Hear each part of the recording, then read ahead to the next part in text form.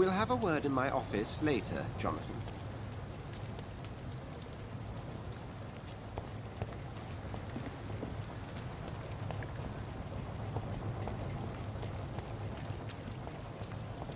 Come on, you bastard! You can do better than that! Nah! It's my turn!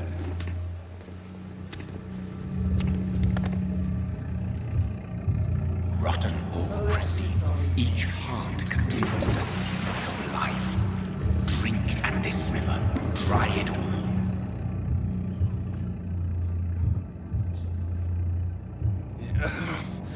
Oh, come on, you bastard! I won't bite! Sir, please. You've lost too much blood. Calm yourself. You think I didn't notice? Stop your staring and get me to an hospital, you arse!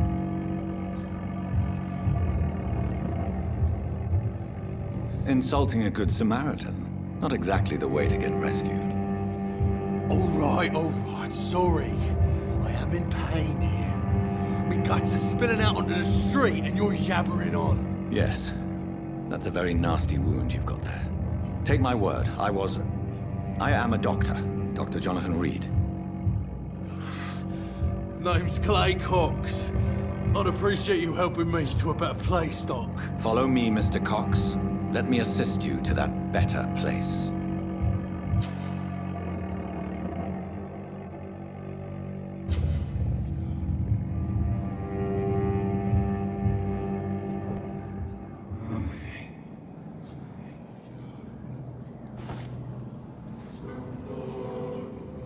Bring this fading light into the shadows. Dance with him the dance of life and death.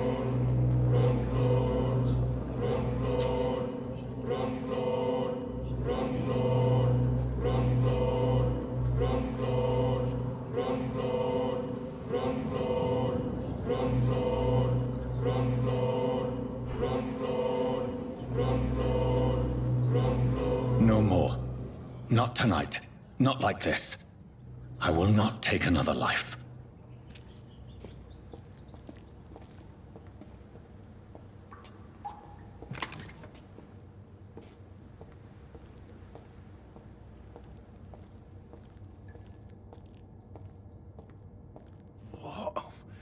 What happened?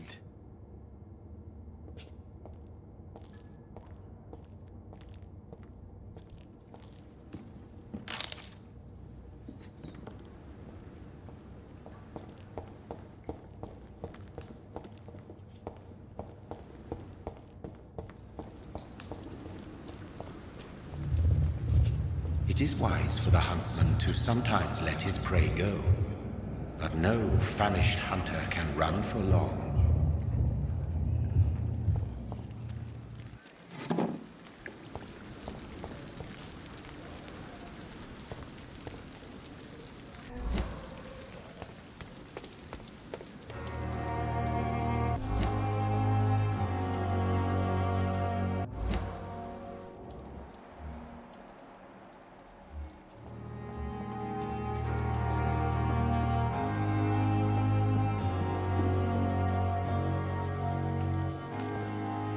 Doctor, where have you been? I've little time to play hide and seek with new staff members, no matter how illustrious they may be. I found a wounded man by the docks. He answers to the name of Clay Cox. He requires urgent medical attention. Already making the rounds? That's the Pembroke spirit. I'll ask our porter, Milton, to bring him back immediately. Thank you, nurse. What can I do for you? Dr. Swansea insisted we provide you a quiet office. You'll find it on the second floor with your name on the door. Thank you. Nurse Crane, isn't it? Yes, Dorothy Crane. Welcome to Pembroke Hospital, Dr. Reed. Your office has been prepared. I would like to ask a few questions first. And Mr. Hampton, the patient we brought in, how does he fare? I gave him a sedative to help him sleep. Poor thing was in quite a state of shock. What kind of man is Dr. Swansea? Well, you accepted the job from him. I thought you would have known about your employer. Apologies, I've only just met him the once. This is sudden. I've only just returned to England. Dr. Swansea is a brilliant surgeon and the most compassionate physician. It's right to assume Dr. Swansea knows far more about me than I do about him. You'll get to know him soon enough, and better than me. The administrator has better things to do than mix with us. If you could point me in the direction of my room again, nurse. Second floor of the hospital, left after the stairs. It's the last vacant office at the end of the corridor. Thank you, Nurse Crane.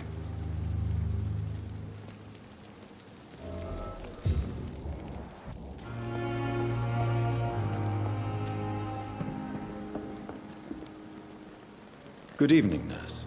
I'm Dr. Jonathan Reed, the new surgeon here at the Pembroke. Dr. Swansea has already told us about you, sir. I'm Nurse Gwyneth Brannigan. Welcome to the Pembroke Hospital. Did he really?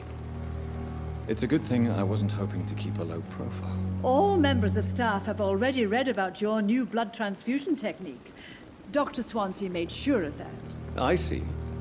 Well, I'm a little surprised, but I suppose I'll just have to deal with this unexpected notoriety.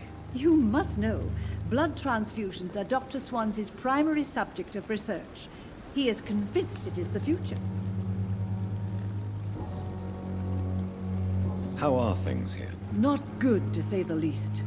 We're struggling against an invisible enemy, more lethal than any bullet from a gun. It's hard, Doctor.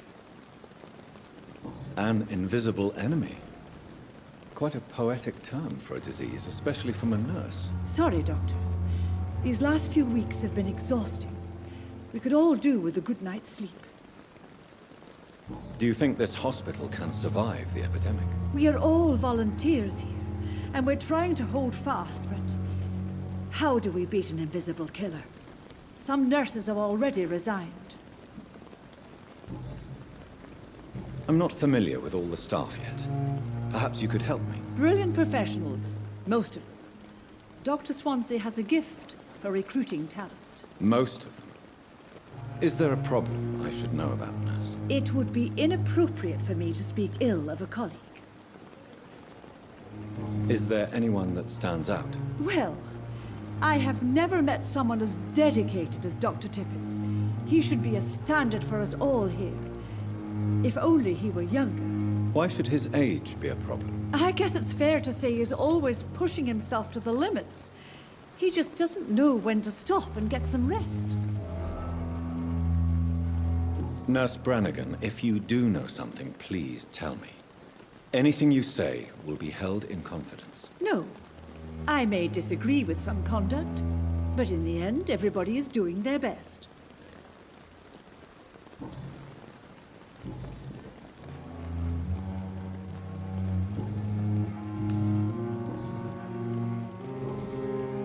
Goodbye, nurse.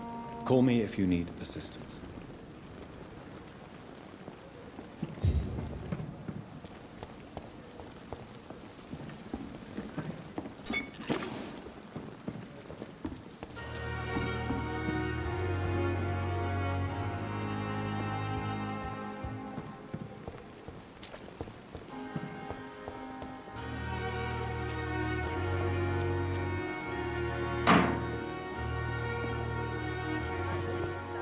Mistress of the dark has stopped following.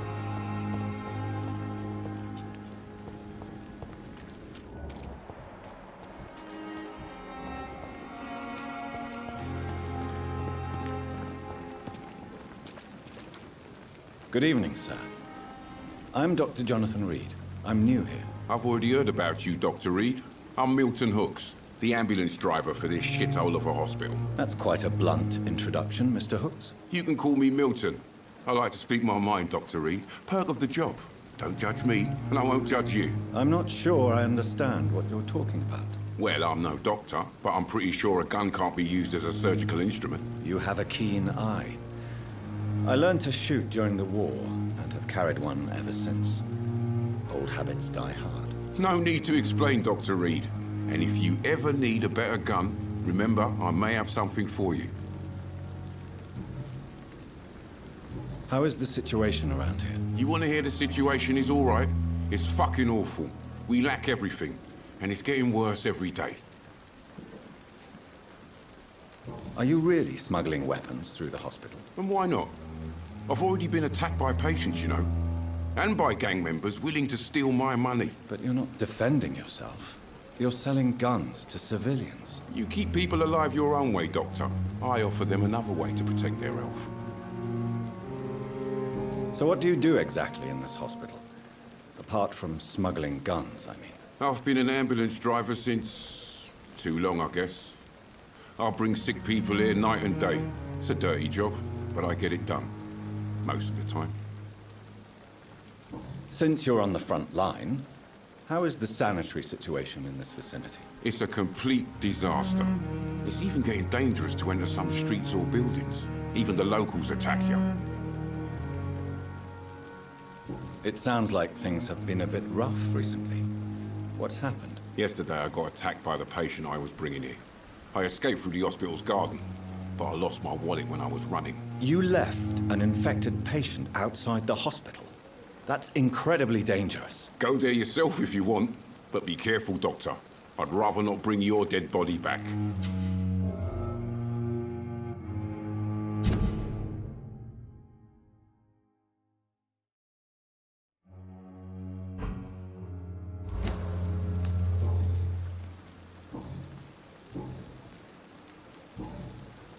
I'd like to see your goods. Wise choice, Dr. Reed.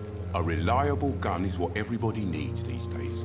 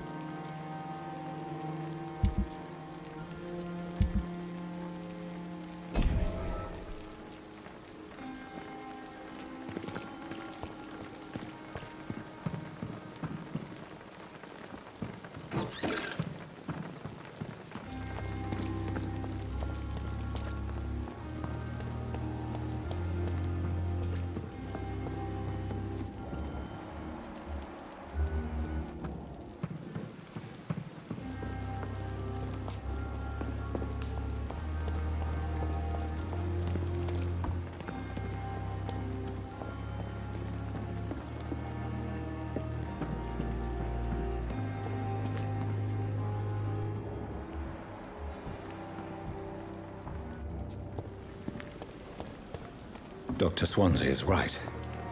This place seems perfect to conduct my research.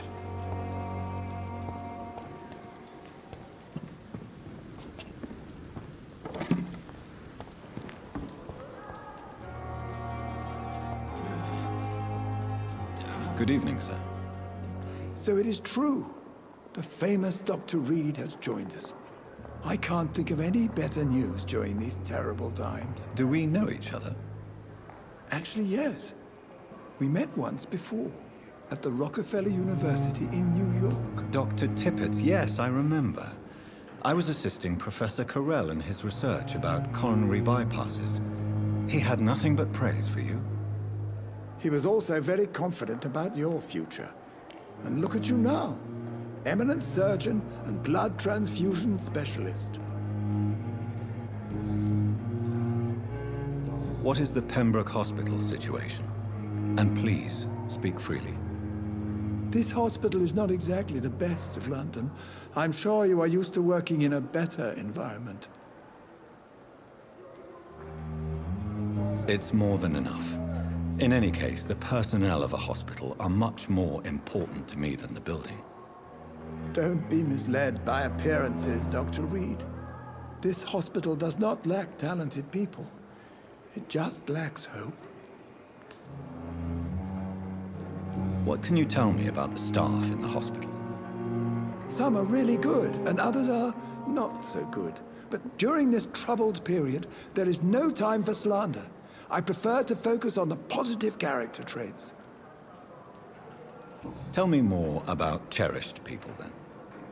Nurse Brannigan is a pearl. She is the most helpful and dedicated nurse I've ever worked with. A clever and cheerful woman. You really seem to admire her skills. I'll go even further. If she was a man, She would be a damn fine practitioner. Any opinion about the management? I don't always agree with Dr. Swansea's reserve, but I must admit he does all he can to keep this facility running during this crisis. Ah yes, the burden of command. I was fed up with this concept while serving as a medical officer. Don't get me wrong. Swansea's a good administrator. I just wish he would get out of his office now and again. You're exhausting yourself, Corcoran. Maybe you should think about preserving your strength. No. We must keep on healing all those poor souls. We are the last rampart before chaos. Once more, unto the breach. Nurse Brannigan is worried about you, Doctor. She should not have told you that. I will have a word with her. You don't have to blame her for her honesty. I'm not that kind of man, my dear Jonathan. Actually, Nurse Brannigan's opinion is the only one I may listen to.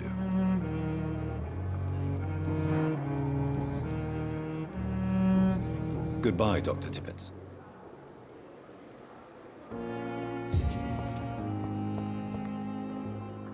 Good evening, miss. I'm Dr. Reed, the new surgeon at the Pembroke Hospital. And who are you? Your name has no meaning to me, mortal. You're nothing but dust blown by the winds of eternity. I beg your pardon? What are you begging for, mortal? My clemency? Well, tonight maybe I'm inclined to mercy. You'll never forget the night you met Thelma Howcroft. You keep calling me mortal. Why is that? And if I'm mortal, what are you? Well, Dr. Reed, if you must know, I'm a vampire. And why do you believe you're a vampire? I don't need to believe anything. It is what I am. It is what I feel within this hollow shell of flesh. Please, describe to me how you feel. What is it like to be a vampire? I can hear my body crumble from the inside as my flesh cracks and fades. I sense the last pulse of postulant blood within my drying veins. I need new blood. I see. Have you ever heard of Cotard's syndrome, Miss Howcroft? Never. It's a mental illness discovered by a French neurologist named Jules Cotard. The affected patients are delusional. They believe that they are putrefying, that they are dead, a ghost or a ghoul, or in your case, a vampire. Delusional, you say? Oh, sad and petty mortal. You can't even begin to understand the concept of immortality. And you think it is I who am delusional. I'm assuming you must be a patient here. Am I right, Miss Howcroft? It's only a cover. To hide from my enemies. I can leave whenever I want. As a woman, a spirit, fog, or bat. Who are these enemies you mentioned? Can you describe them? I cannot say for sure. But I sense their eyes on me from nearby. I feel them watching me every time I visit the garden near the morgue. The staff here are not your enemy. They're here to help you, to care for you. I'm not speaking of the doctors in white. I'm speaking of the men and women who hunt me. For I am a vampire. I see. Don't worry. These people will not find you here. I'll personally make sure they leave you alone. Thank you, mortal. But do not interfere with them, for you are no match for those that hunt me.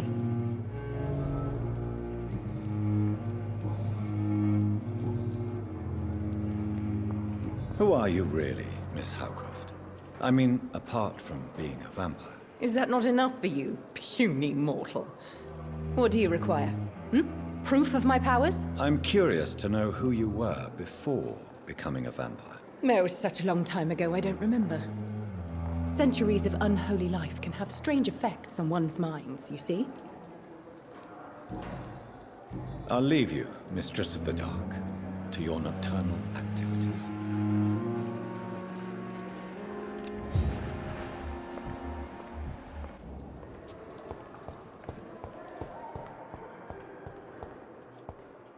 They're disgusting.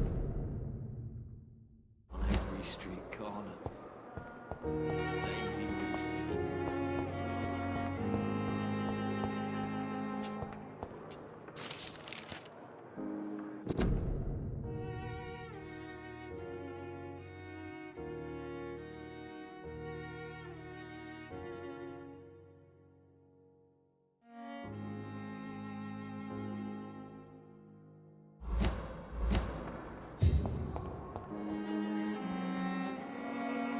Good evening, sir. Can I help you? Unless you're here to fix my face. No. I don't think you can help me. I'm Dr. Reed. I've recently taken the position of head surgeon here. War injuries, am I right? You guessed right, Doctor. German shell took my pretty little mug right off. But they still call me Thomas Elwood. How is your stay with us, Mr. Elwood? Oh, it's bliss. I just escaped death in the trenches to be surrounded again by the moans of the dying. Can I ask you precisely why you're a patient here? It's the pain, sir. The drugs don't work.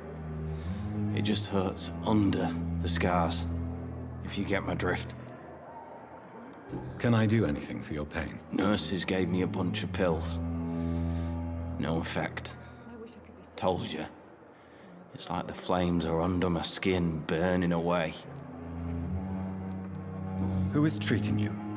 Is someone in particular looking after your case? Nobody since the old and tired doctor spoke to me.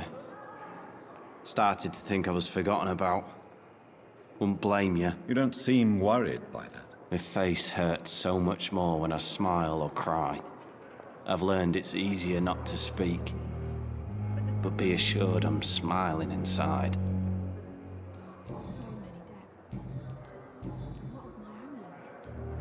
Where were you stationed, sir?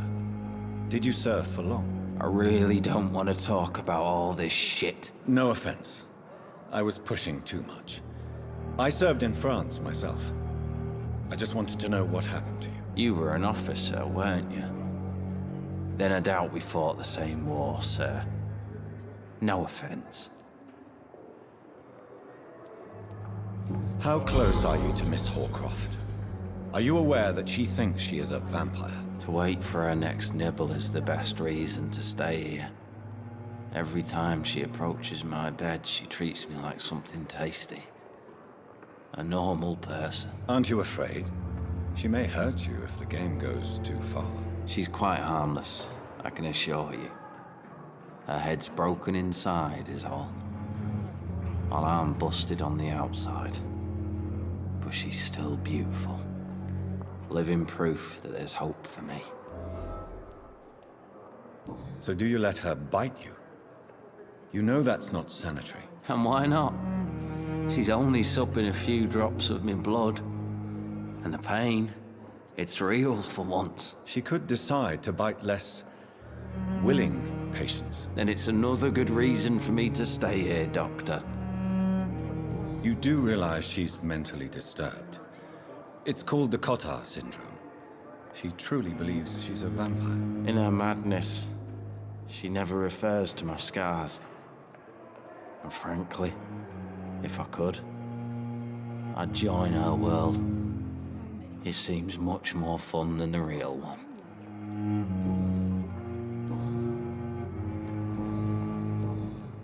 Goodbye for now, Mr. Elwood. But the suffering continues. The pain. It's here again. Good evening, nurse. Good evening, Doctor. I don't think we've been introduced yet. My name is Pippa Hawkins. And I'm Dr. Jonathan Reed. Dr. Swansea has recently offered me a position in this hospital. Well, it's a euphemism that your help will be appreciated, Doctor. How would you describe the situation at the Pembroke Hospital? It's serious. The flu is wreaking havoc amongst the staff and patients. We are running out of everything. You must get a hold of yourself, nurse. Sorry, I'm exhausted. No one has any idea when this epidemic will be over. Nurse Hawkins, the Spanish flu won't last forever. Even the Black Plague didn't kill everyone. I wish I could believe you. But what if this epidemic was worse? What if in the end, nobody was spared? How long have you been a nurse? Well, long enough to see that the epidemic is winning. And no matter how qualified you are, don't tell me you'll change that. You'd be surprised what dedication can achieve, Nurse Hawkins. In medicine, sometimes we're just a test result away from a miracle. Sorry, Doctor. I don't want to sound bitter, but I'm just too tired to give a pep talk like Nurse Brannigan. How is the Pembroke staff coping with the epidemic? Well, not well. Milton, the ambulance driver, is even more grumpy than usual, especially concerning doctors. Why is Milton grumpy on a daily basis? Is it just an act? Milton's not the kind of man who's bothered about a bad reputation, whether he deserved it or not. Why does Milton dislike doctors? I don't know. Just ask him. But be warned, Milton is not the chatty type.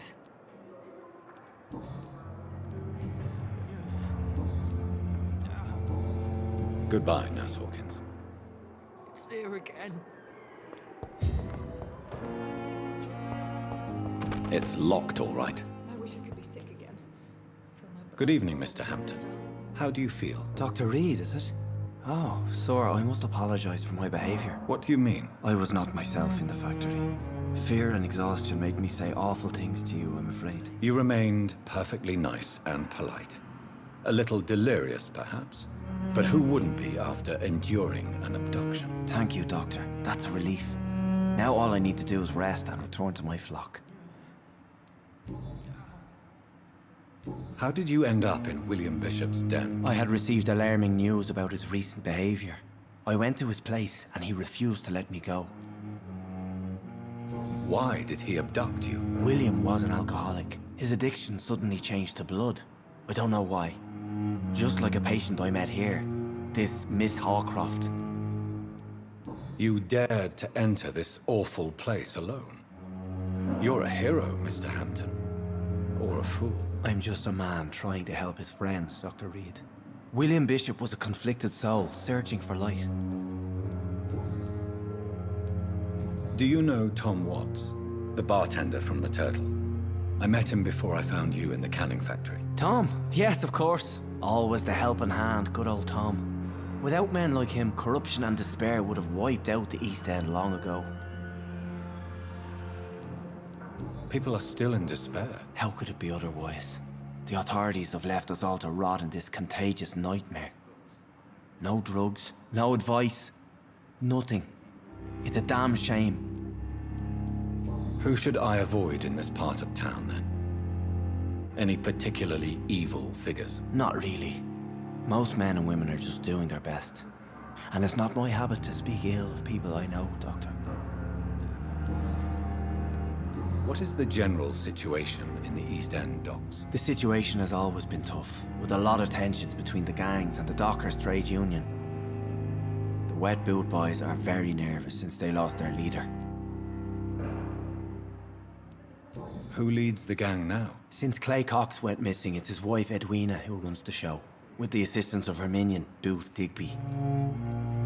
Has the gang been threatening you? Ah, no.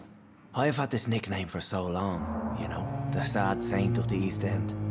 No one dares to bug a saint, not even criminals.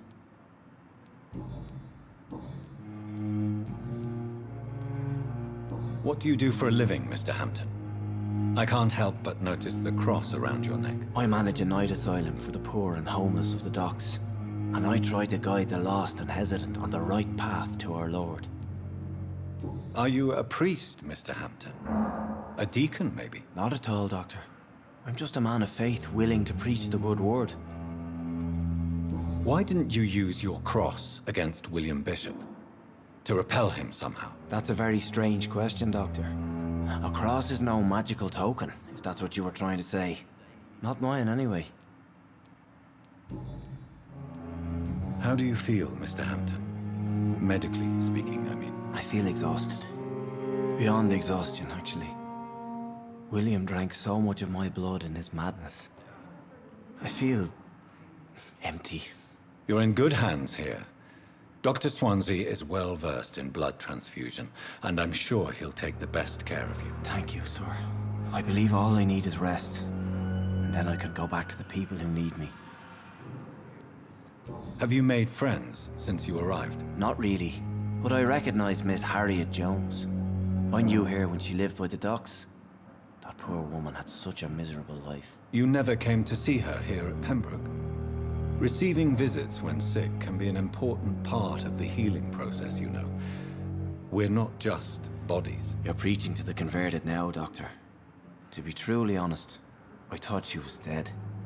She left the docks many months ago. Goodbye, Mr. Hampton. We'll talk again later. So many deaths. Dear and disgust Not of my on own every life. street corner. Good evening, Miss Howcroft. How are you tonight? I need blood, Doctor. Warm, rich, vibrant blood. Tell me, Thelma, why do you feel so attached to Mr. Elwood? Why him? I'm not sure, Doctor. I think we have a bond of some sort. We've both suffered so much. He's the only mortal I find interesting. Do you plan to make him a vampire too? Of course not. How could I inflict my curse on anybody else? I'm not that cruel, Doctor. Would you say you and Mr. Elwood are romantically involved? No. No, Thomas is a delicate soul. Even though he disguises it. But I am not the woman he needs. No, for I am a vampire, Doctor.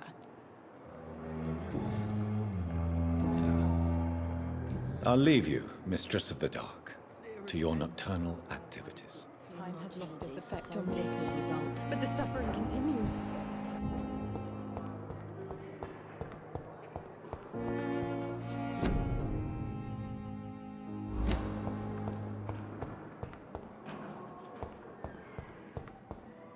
It's locked.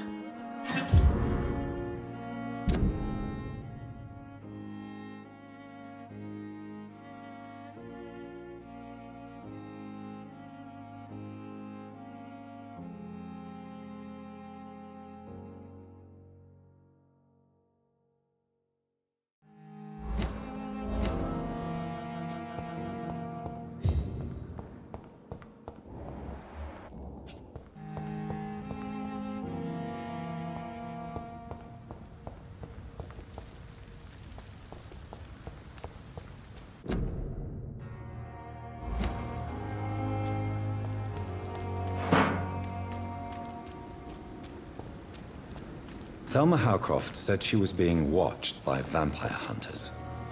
Where are they hiding? I should investigate. Good evening. I'm Dr. Reed. Always a pleasure to meet a colleague, sir. Especially when he was supposedly dead. A colleague? Are you a doctor too? Not anymore, sir. I used to be Dr. Rakesh Chadana.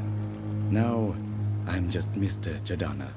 Pawnbroker and humble guardian of this morgue. What do you mean, you used to be a doctor? Was your license revoked? No, sir. It is just that I like to be precise. I run a little pawn shop while taking care of the dead. But I used to be a real doctor. Are you afraid or uneasy being surrounded by so many corpses? Why should I? These bodies are empty vessels. Flesh left to decay. Poof. No soul anymore. All gone. An interesting point of view. And quite an exotic one, too. Most people fear, or at least have a respect, for dead flesh. Sir, as a medic during the war, I learned to face my death and the death of others. It's the pain we have to tame, not death itself. How did you get this job? After I left the army, I worked as an undertaker down by the docks. A dangerous place with many an unpleasant business there. Milton Hooks helped me get a job here. Do you work here alone? Yes, very easy work, sir. All I have to do is watch a few bodies. The situation was very different when the main morgue was still open. Why do you have to watch these bodies? Because these poor fellows have no names. We keep them in case someone comes looking for the missing. Sadly, very rarely happens.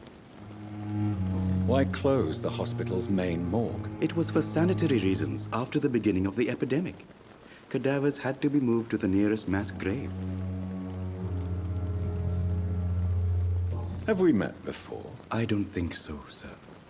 Why? When we first talked, you said you were glad to meet me since I was reported dead. Funny story, sir.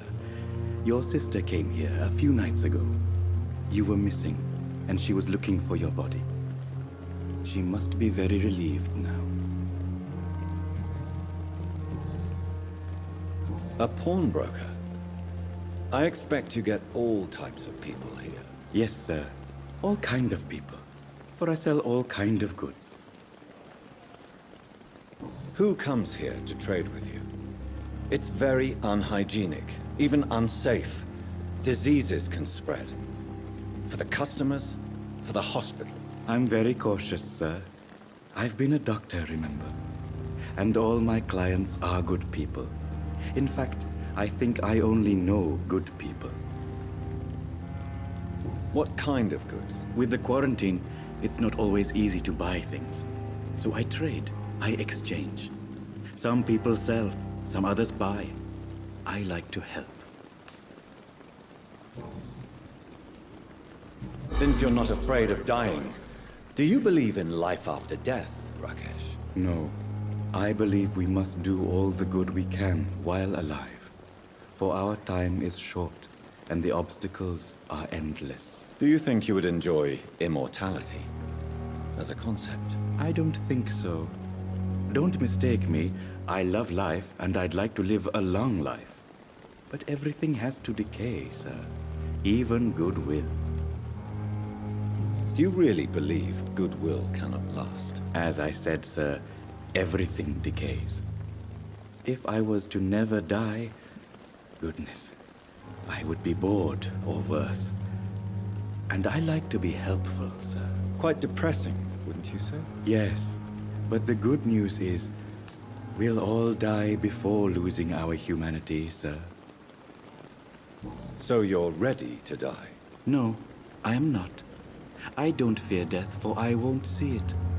What troubles me is the pain my death will inflict to those I know. You're a wise man, Mr. Chidana. No, Dr. Reed. I am a foolish man. But I like to think otherwise.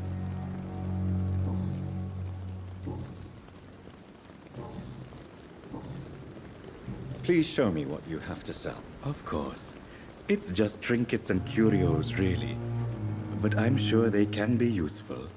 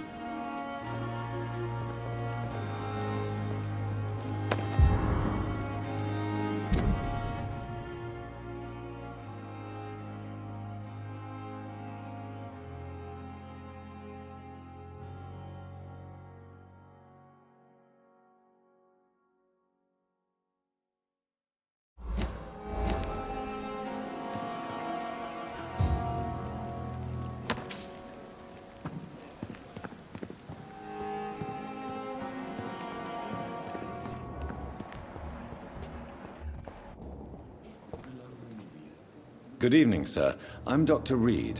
I believe we're going to be colleagues. Reed? Yes, I've been informed about your arrival. I'm Waverly Ackroyd. Welcome aboard, I suppose. Does my arrival inconvenience you in some way, Dr. Ackroyd? Let us just say that I don't particularly share Dr. Swans's enthusiasm for hiring you. What we need here are reliable professionals, not overrated dabblers. If you have a problem with me, Dr. Ackroyd, please feel free to tell me. Dr. Swansea has imposed your presence on this hospital without asking anyone's advice. The benefit of his position. But I don't agree with it. I know we've never met before, but I believe this hospital could use all the help it can get. You will agree with that, I'm sure. Oh, but I have heard about you, Dr. Reed. Of course, you can't say the same about me, since I have not wasted my time courting the press. There is no need for such animosity between us. Don't you think the epidemic is already enough to deal with? That is one point we could agree on. And that is precisely why I want to be sure that you will be of help to this hospital instead of a burden. Since your tenure in this hospital is longer than mine, perhaps you can tell me more about this place. Let's just say I'm tired of the carelessness around me. I have always respected the skills of Dr. Swansea, but over time his enthusiasm has become displaced. Carelessness? Exactly what are you talking about? We're here to save lives. The people who trust us are not volunteering for experimentation. They're here to be healed. I don't intend to run any radical experiments, Doctor. Even if I, as any good practitioner should, express an interest in pushing the boundaries of medical research. Modern medical methods were created through audacity and ego. But there are rules in our line of work, and they're here to protect our patients.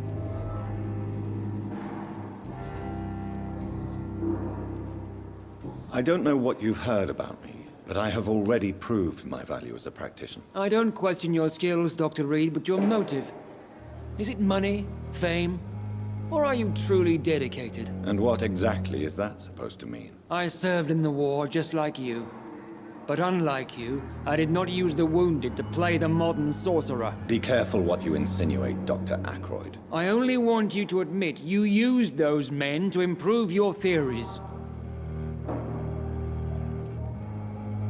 Knowledge has always been and will remain our main weapon, and it has always come at a price. And personal initiative. It is not a question of initiative, it is a question of integrity. These men and women have put their faith in us, Dr. Reed. It seems you have bad memories of your military service. I refuse to see this industrial slaughter as scientific progress. War only reveals the worst in men. We can at least agree on something, Dr. Ackroyd.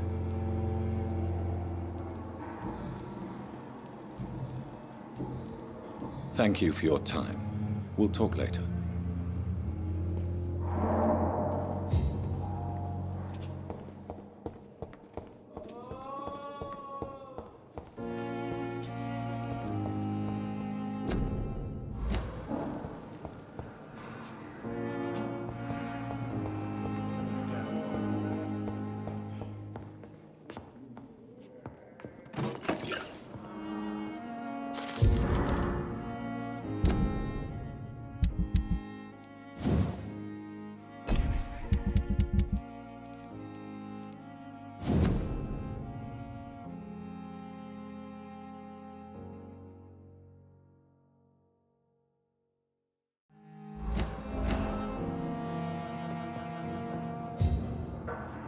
My sweet girl.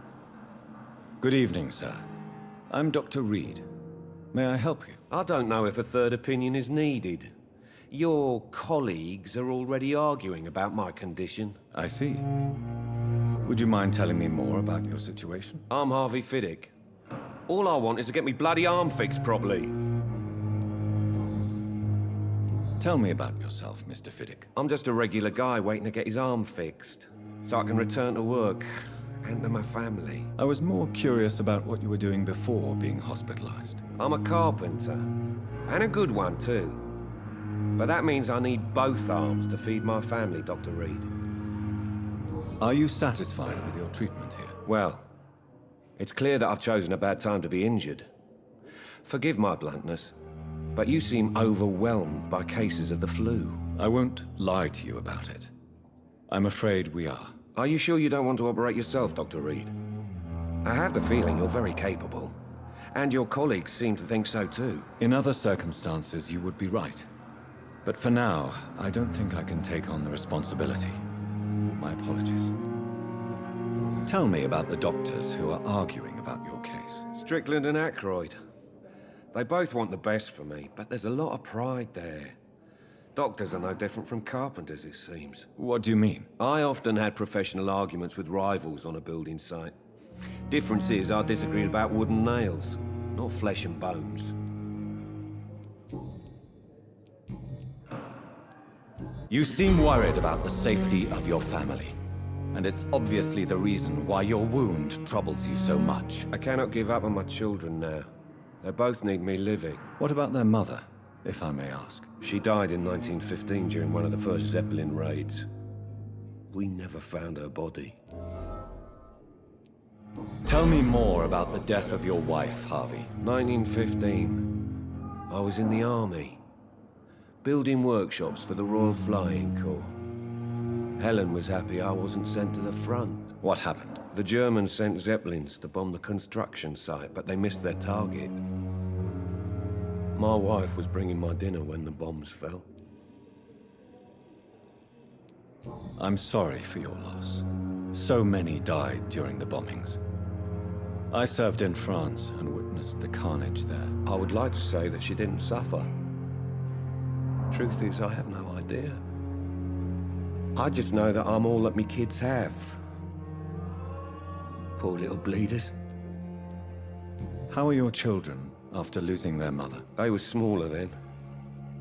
The only good thing about this is my Helen didn't bring them with her that night.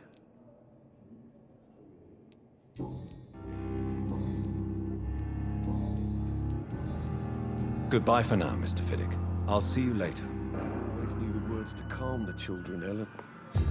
As for me, I'm all right. what a blundering Don't idiot. waste your time with me.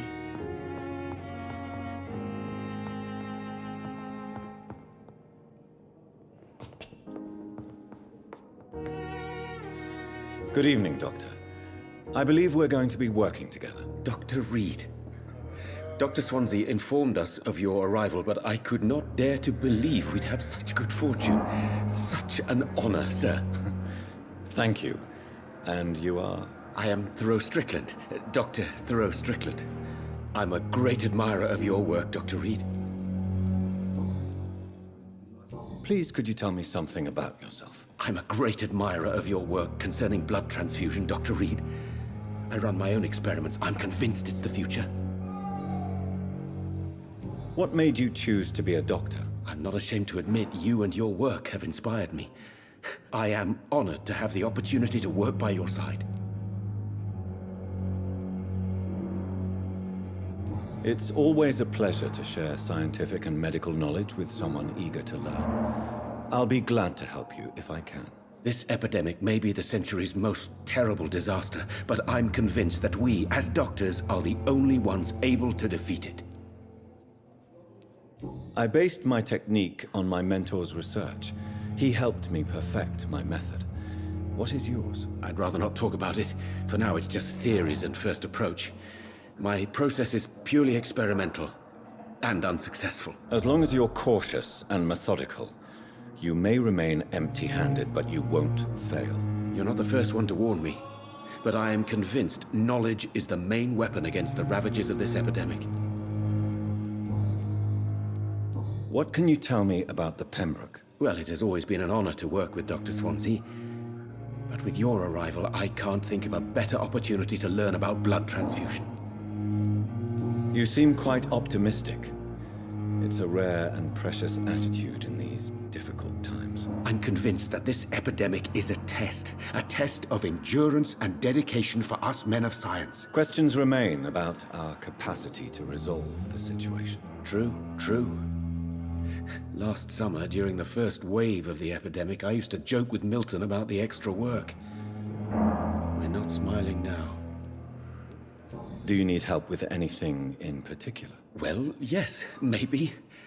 I'm waiting for a batch of products I ordered for my personal research, yet my supplier seems to have vanished. Do you want me to play the errand boy for you? Oh no, Dr. Reed. But if you went personally to his shop, what with your reputation and all, he wouldn't dare to refuse the products I need. I see. Well, give me the address, for I may pass by if I have time. What do you think of Dr. Ackroyd's aversion to modern medical methods? It's a shame he's so narrow-minded. Dr. Swansea taught me that science is about exploring uncharted territory. I'm convinced that's true. With the influenza and all that's going on, you should put your differences aside, don't you think? Why is it so difficult to work together? I believe that if Dr. Ackroyd had been the one to discover the transfusion process, he would be the first to recommend its use. So you believe it's just a question of jealousy and pride? Dr. Ackroyd is as proud as he is blinded by his obsolete concept of medical science.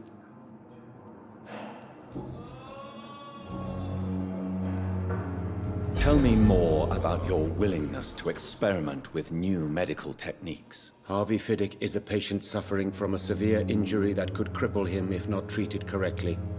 I'm convinced your blood transfusion technique could help him. What is it you really want? To save him? Or to prove your point? Fair question. I want nothing but to save my patient, Dr. Reed. Especially since I know Mr. Fiddick's story. This personal involvement could also appear to be a lack of impartiality. You must know that a good surgeon must remain neutral. I agree. But that does not excuse Dr. Ackroyd's behavior. A man who did not even take time to converse with his patient. Do you think keeping his distance was a mistake? All I know is that I'm taking care of human beings with desires, hopes, and fears. Not some biological machine comprised of blood, bones, and flesh. Tell me Mr. Fiddick's story. Our first diagnosis was compromised because Mr. Fiddick lied to us about the real origin of his injury. He first claimed it was an accident. But why would he hide such crucial information from us? Because he is a proud father, ashamed of putting his children at risk because of his own negligence.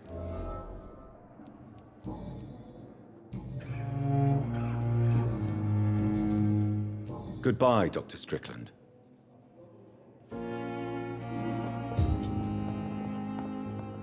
You always knew the words to calm. I'm quite busy right now, Dr. Reed. Tell me, Waverly, what do you think of Dr. Strickland's enthusiasm for his experimental research? Strickland is playing with his patients' lives for pride and glory. Now that, sir, is unethical. Are you thinking about something in particular? Harvey Fiddick needs delicate surgery. I believe we should stick to the usual procedure, but my young colleague obviously disagrees. And are you not afraid that your rivalry with Strickland may be blinding you? Rivalry? I guess you could call it that. But I will never be childish enough to let my personal feelings affect my judgment. Why do you wish to lead this surgery? I strongly believe that Mr. Fiddick should not be butchered to test an unproven procedure.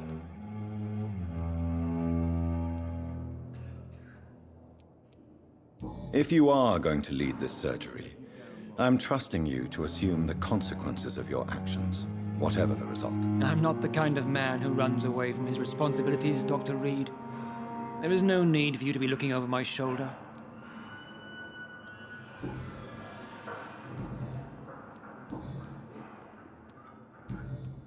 Thank you for your time. We'll talk later.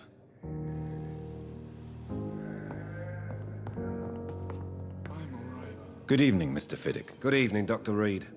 Any news about my operation? Tell me about your injury, Harvey. Why do you feel so guilty about it? My wife died because of me.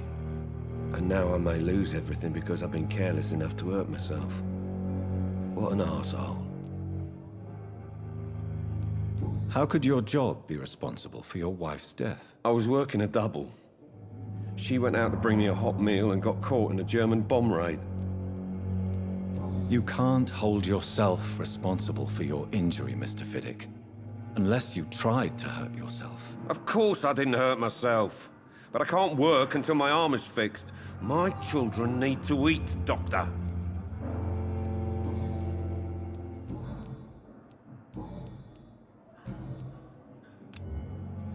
Goodbye for now, Mr. Fiddick. I'll see you later. You always knew the words to calm the children, Ellen. With me. As for me, what a blundering idiot.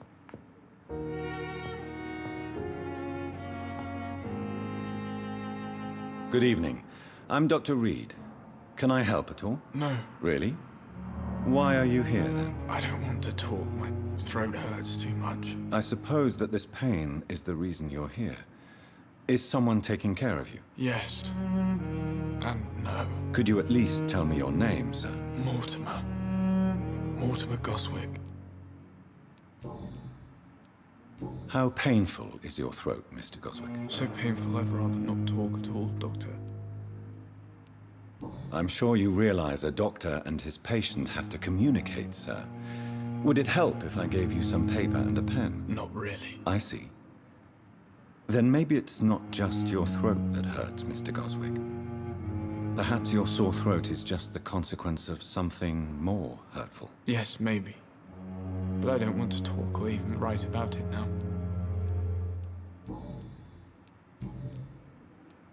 Tell me about yourself, Mr. Goswick. I don't want to talk, Doctor.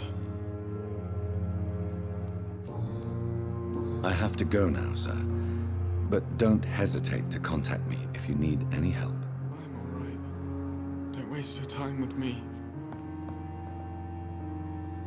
Good evening, madam. Can I help you? It's my son who needs you, sir. I'm Dr. Jonathan Reed. How can I help your son? I'm Beatrice Goswick, mother of Mortimer Goswick. Could you check on him, please, Dr. Reed? I've heard much of your talents as a physician. What can you tell me about yourself, Mrs. Goswick? Not much to say. Just take care of my Mortimer and I'll cover all the expenses. That's all that matters. Are you really that rich? Most of the patients here are of a more humble origin, if I may say so. Yes, thanks to my husband. May he rest in peace. I can cover any needed medical expenses. May I ask if you have an occupation, Mrs. Goswick? I'm a teacher by profession. I teach young women who are more ambitious about their futures than their families. What do you think of your reception here? Any complaints? I have had the uttermost reservations about this hospital since we arrived.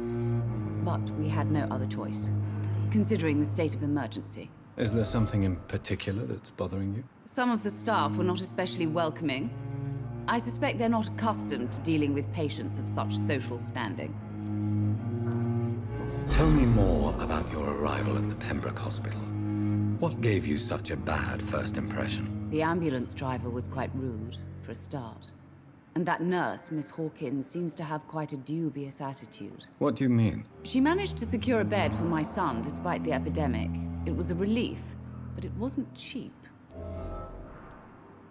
She charged you for a bed? Yes, and I paid without question, considering the urgency of the situation.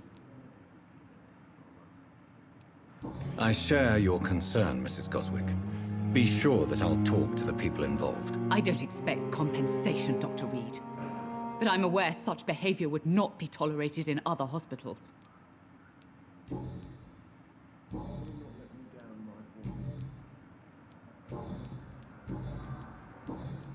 Goodbye, Mrs. Goswick. Good evening, Mr. Goswick. How are you? I'm okay. Why did your mother have you hospitalized here? She seems convinced this is a bad hospital. My mother just wants the best for me. She won't rest while I'm here. She'd go all the way to hell and back to help me. Pembroke Hospital may look unorthodox, but rest assured you're in good hands here. It's not me you have to convince, Dr. Reed. It's my mother.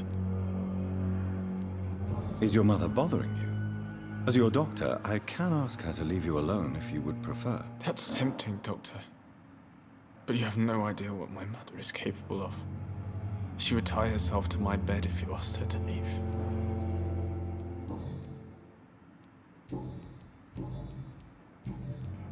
I have to go now, sir. But don't hesitate to contact me if you need any help. I'm all right. Don't waste your time with me.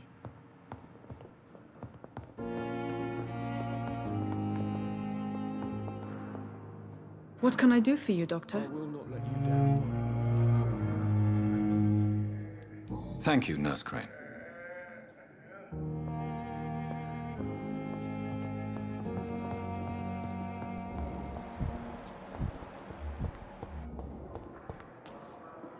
Good evening, Nurse Hawkins. Good evening, Dr. Reed.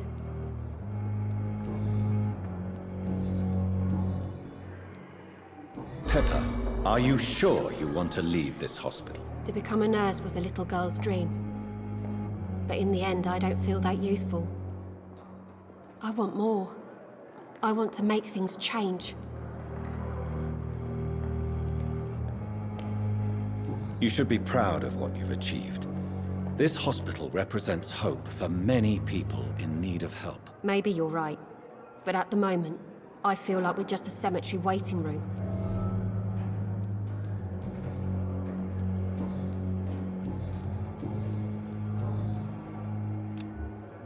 Goodbye, Nurse Hawkins. Now, we can handle this.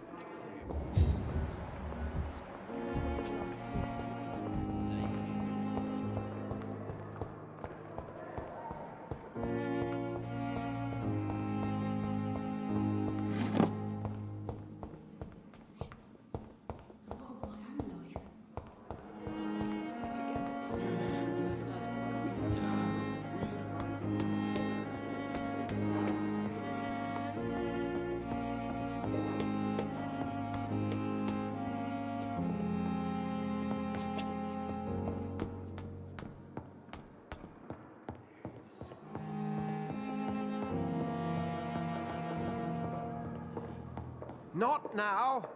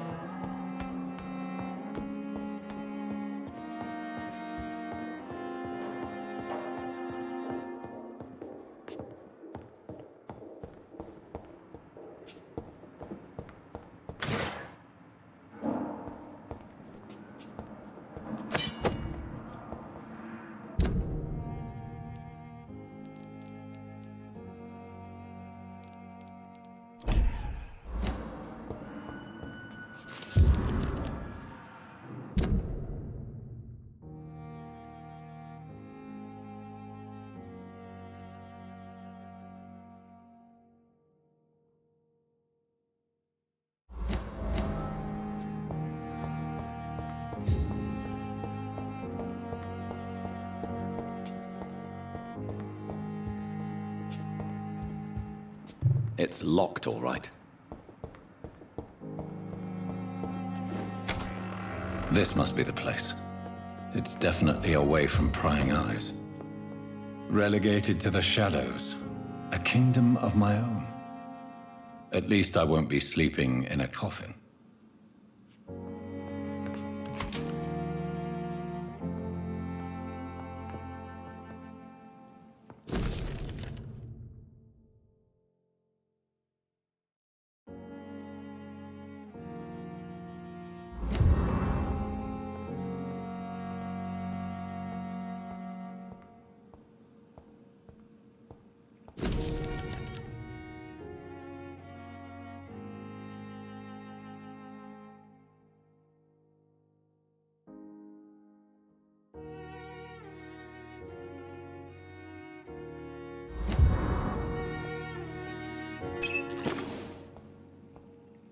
The flower's dying. It needs water.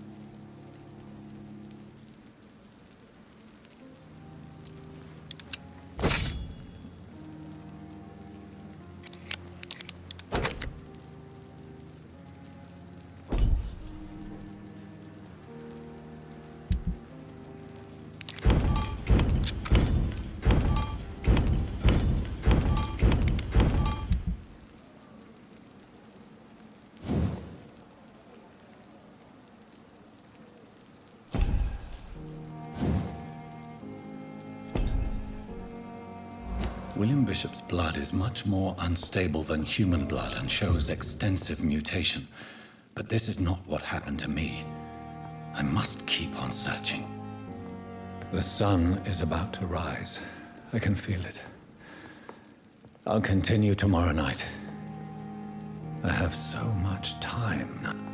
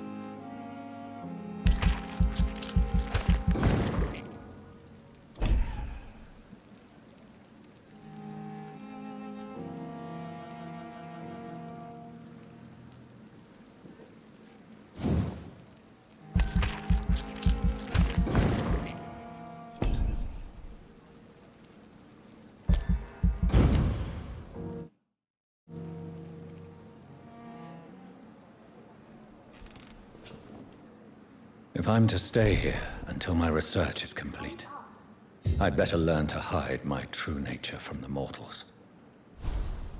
But what about my thirst for blood?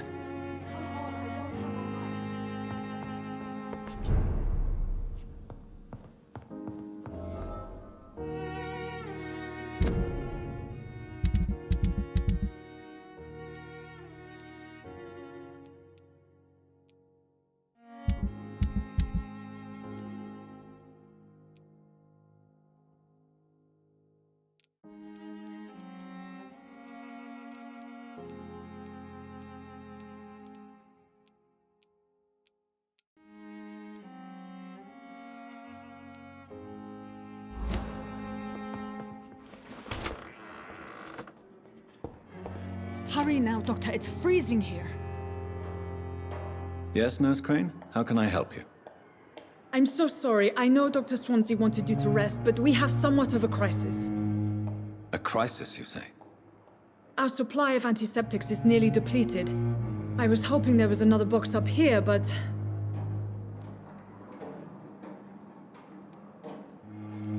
What type of hospital are you running? No antiseptics? You have been away too long, Doctor. With the war and now this epidemic, supplies have been running scarce for months now. I may have a solution. In France, during the war, drugs shortage was a daily problem, and we had to use our wits to overcome the shortages. However do you mean? If combined correctly, certain household chemical products can be used in a pinch instead. Now, where's the hospital storeroom? The storeroom? Fat chance. This is the Pembroke, and space is luxury we don't have. Everything used to be stored in the old morgue. Perhaps I should look there first. Where is this morgue? It's the large building behind the hospital. You'll need to go in the back door because it's been sealed off for sanitary reasons. Take this key. It opens a small back entrance at the end of a narrow street. The abandoned morgue behind the hospital. A small door at the end of a narrow street. On my way, then. Thank you, nurse.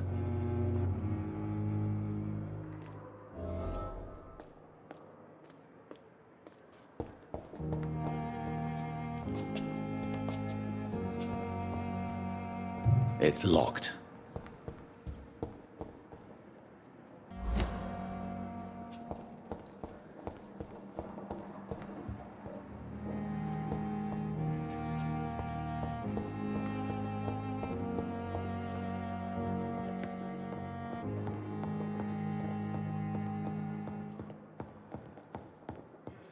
Not now.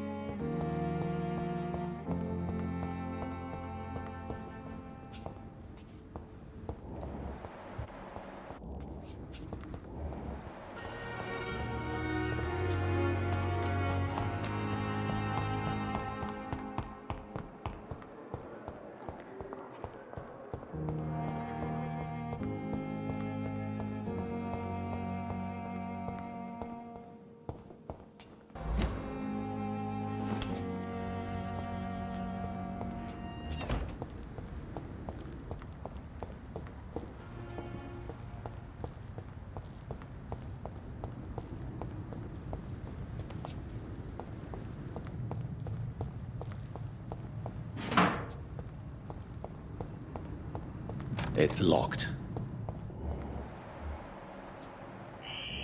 Scowl voices in the garden. I should investigate. If they were to find somebody.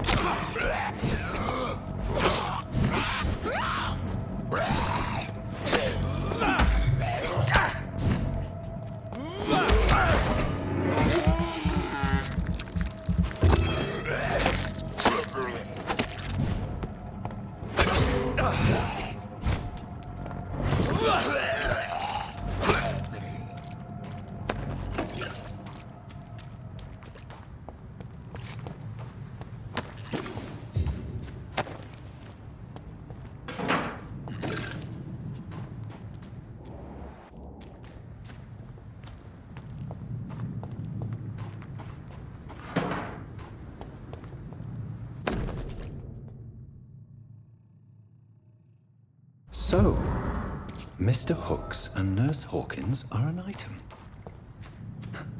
Those two have hidden their affections well.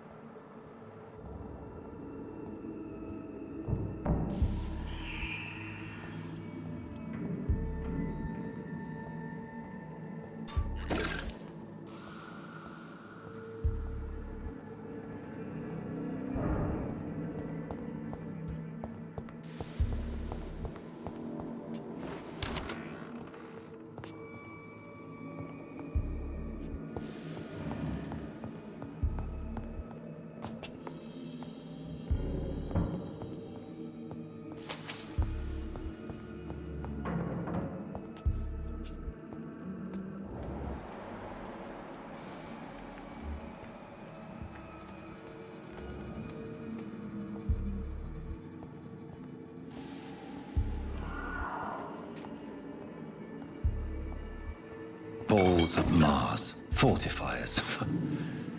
As popular as they are ineffective. But they do contain iron tartrate, and that might prove itself useful.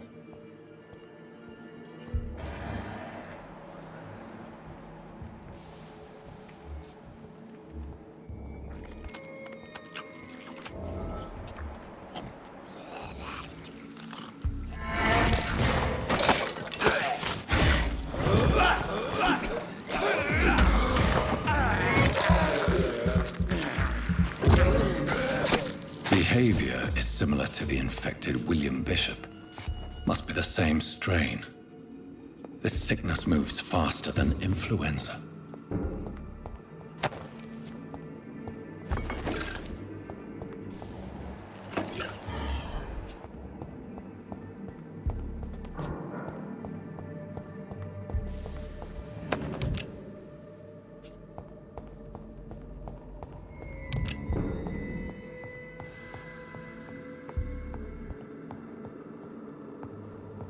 This key will surely grant me access to the basement.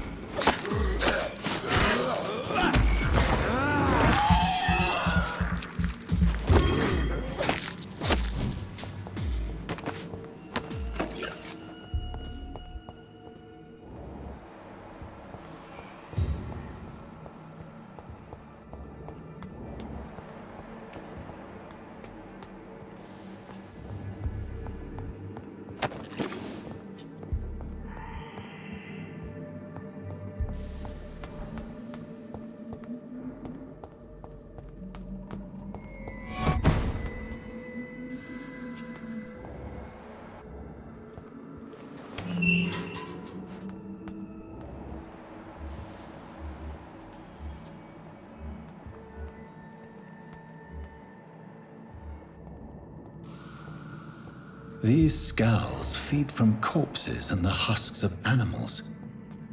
They're not after blood.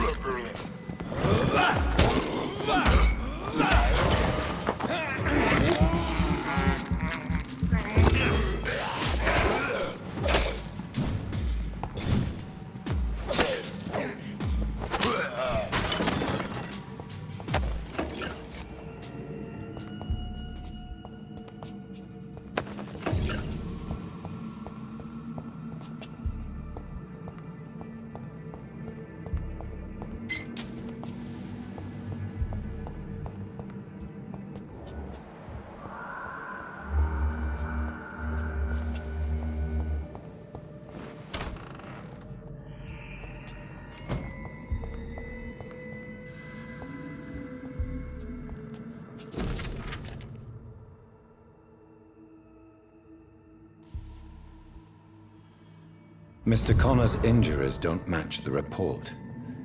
I'd better look into this.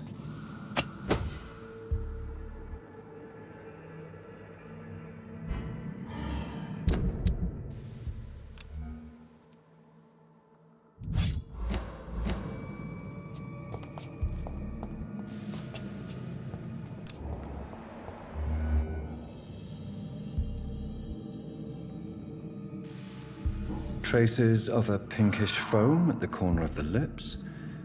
Some sort of drug overdose, perhaps? Multiple abrasions and scarring on the arms and legs. Old and distinctive injuries of a sailor or a fisherman. The chest was originally opened to perform the operation. The sutures are clean, but the chest has been reopened. A puncture over the left lung, possibly a chest tube insertion.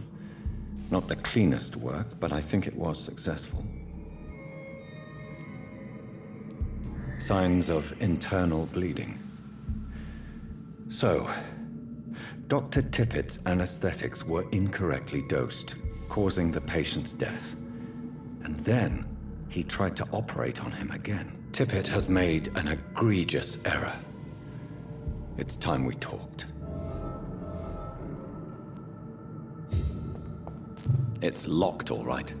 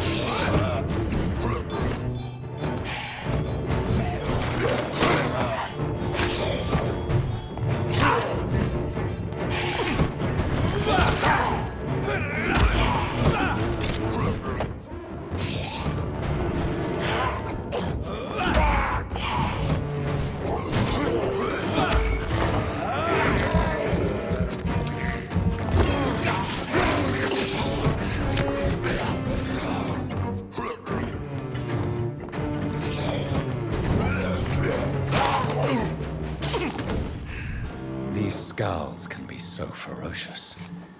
I'm not sure I can defeat them without becoming stronger. To drink blood is so tempting.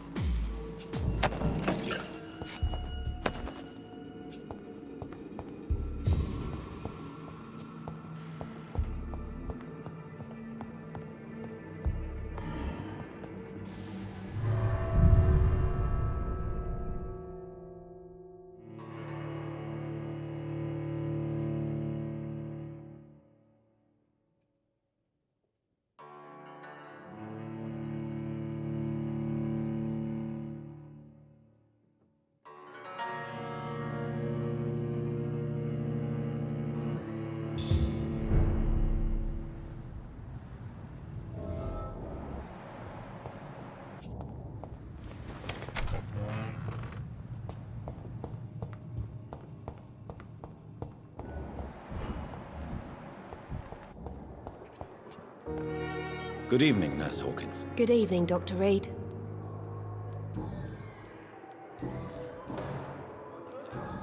Goodbye, Nurse. It's there again.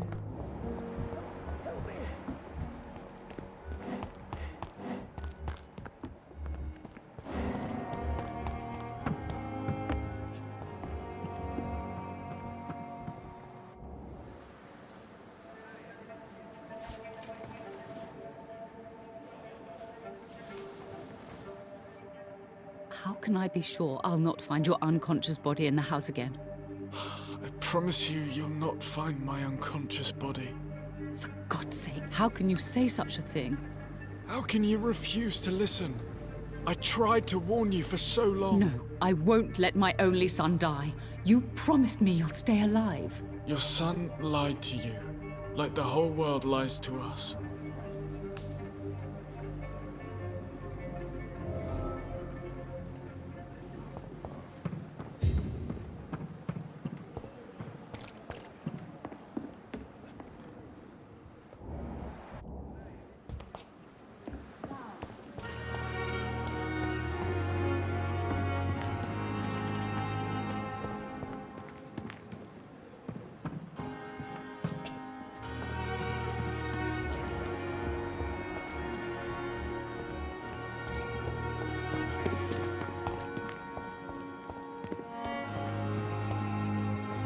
Good evening, Milton. Good evening, Doctor. Still trying to save lives?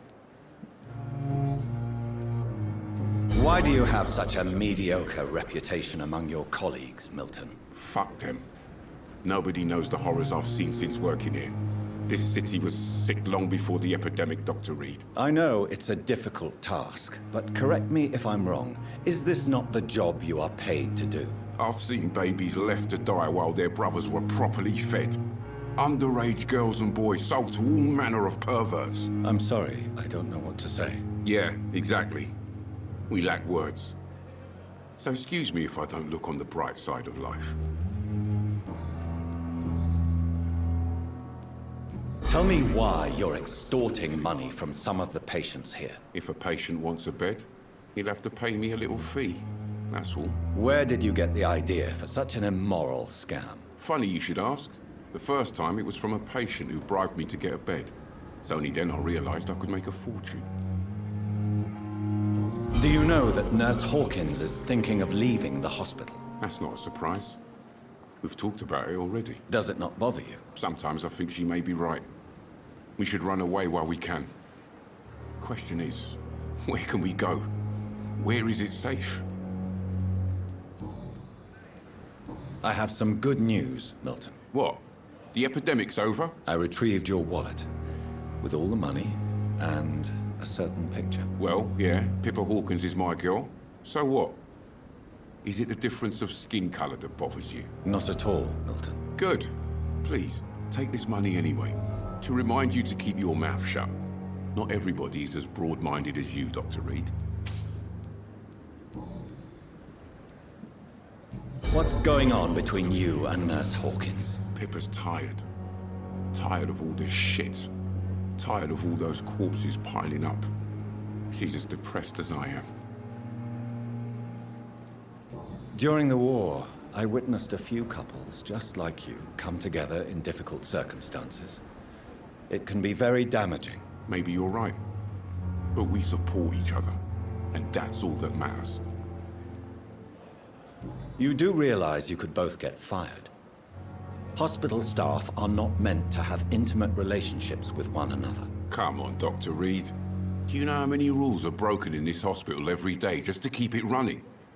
There's nothing wrong with what we're doing. Admit it. Nurse Hawkins is more than your lover. She's also your partner in crime. Of course she is. How else could I tell which bed is free? I need to know that. Have you no shame? Don't you see this city is crumbling down? Today, people are ready to pay to get a hospital bed. Tomorrow, we may be fighting for food.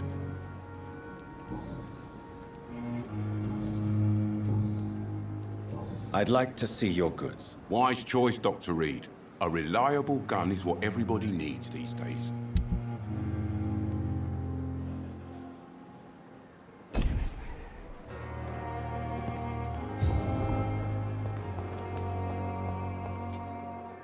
Good evening, Nurse Hawkins. Good evening, Dr. Reed. Pepper, I know you're very close to Milton Hooks. Yes. Milton Hooks is my man. If you want to report me for that, just feel free, Doctor. I have no intention of reporting you, Nurse Hawkins. But are you aware of the risks? The rules say I won't be allowed to work as a nurse anymore. But here at the Pembroke, we break rules all the time. Is he worth the risk? Hey, I'm no perfect woman, and Milton is not the finest bloke. But we do our best to get by. That's all any of us can hope for nowadays. What steps are you prepared to take to feel more useful? I don't know yet. My sister believes that the real fight is in the streets nowadays. Maybe she's right. Maybe this is what I must do. And what about Milton Hooks? Does he share your point of view? For Milton, any change means more comfort and more peace. I disagree. If you feel that saving lives is not useful enough, perhaps it means that you've lost faith. On the contrary, my faith has never been stronger. Maybe we are all just too proud to face up to the fact that science cannot compete with God.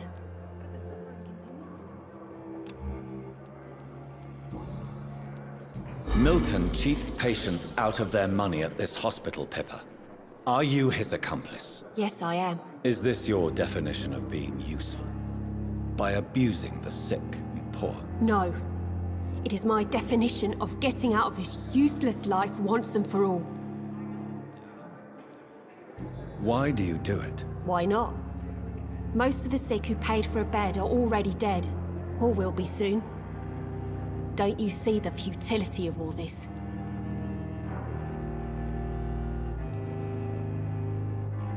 How can you be affected by the misery around you, and be so heartless at the same time? Which is the real you, Nurse Hawkins? I could ask you the same question, Dr. Reed.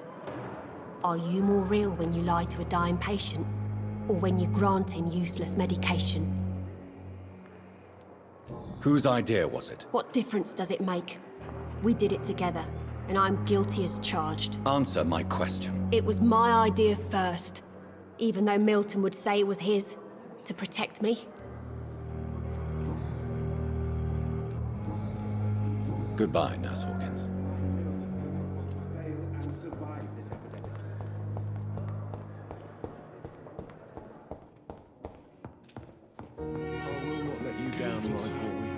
Finally, you've returned, Doctor.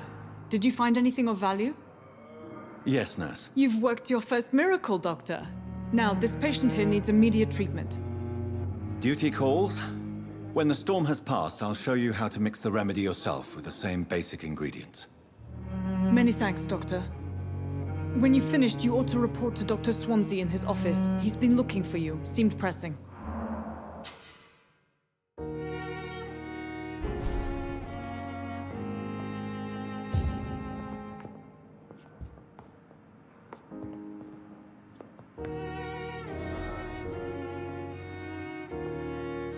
Good evening, Mr. Goswick.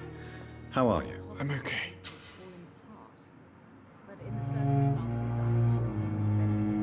Do you need any help? I'm afraid I may, sir. I don't mean to be a burden. You are not a burden, sir. Healing you is my responsibility. And you have my gratitude for that.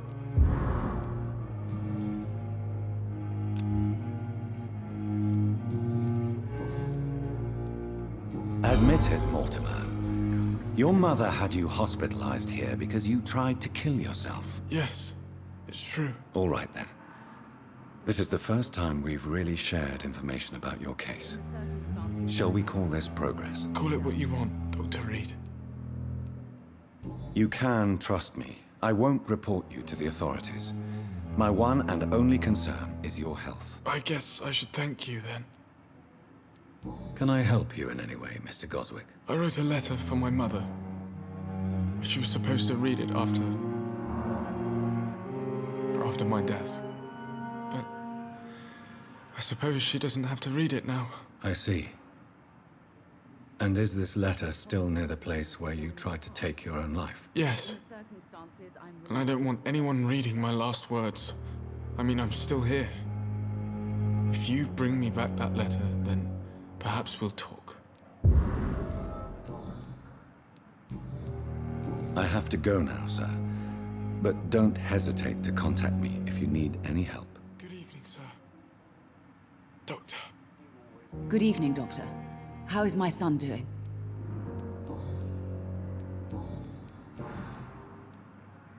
Your son wished to die, Beatrice. Why did you hide such crucial information? Are you not aware suicide is a crime? Mortimer could be thrown in jail. I can't let that happen.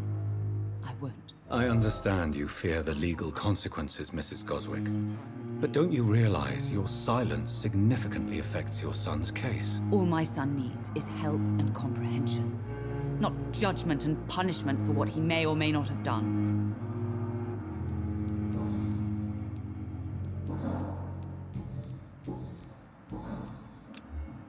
Goodbye, Mrs. Goswick. Good evening, Mr. I'm okay.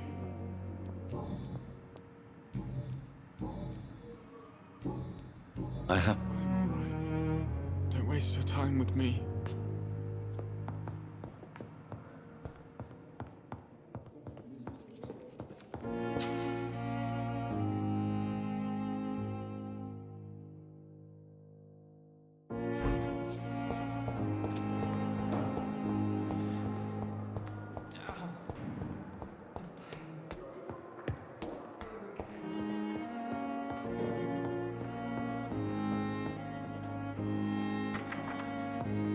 Please, Jonathan, come in. Fascinating, is it not? In the last decade, so many mysteries have been brought to light with our microscopes.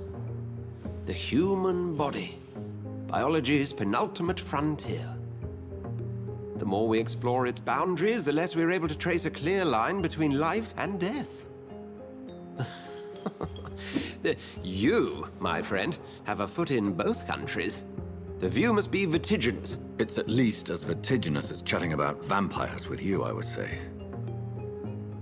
This must be all so new to you. This area of town, the hospital, a brand new life. How stimulating it must be.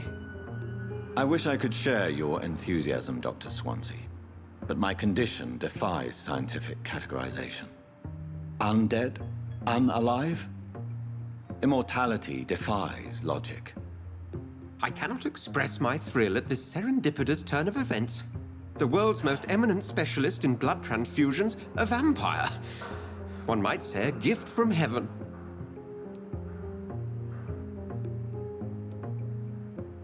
It may seem strange, but your words have brought me some comfort here.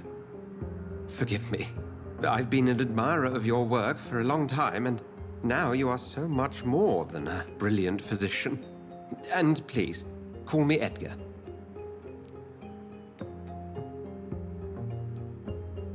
I'm not some doe-eyed student, Edgar. I understand we both have something to gain from this relationship. Very well. I have a task for you, Jonathan. Something that will require all your newfound skills. Please, go on. The Pembroke only survives through the generosity of our benefactors. Unfortunately, our main donor has found herself in a bit of a bind. Now, if you could help her out... A spokesman or politician is what you need. That's not my calling. And until I come to understand what has happened to me, I require discretion. Discretion is in order, Jonathan. Lady Ashbury has recently received rather indelicate correspondence that, if revealed, would jeopardize her position.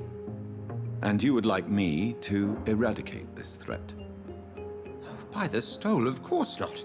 I would just like you to pay her a visit.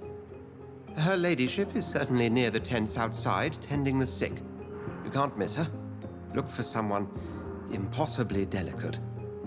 Accepted. I'll see what kind of trouble Lady Ashbury is in.